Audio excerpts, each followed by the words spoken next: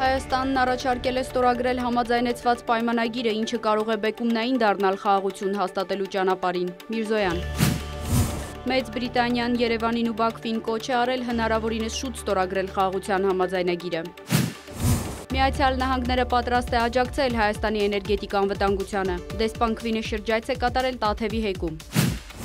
Համաշխարհային օրակարգի շատ հարցերում Մոսկվայի և Երևանի մոտեցումները համընկնում են։ Զախարովա։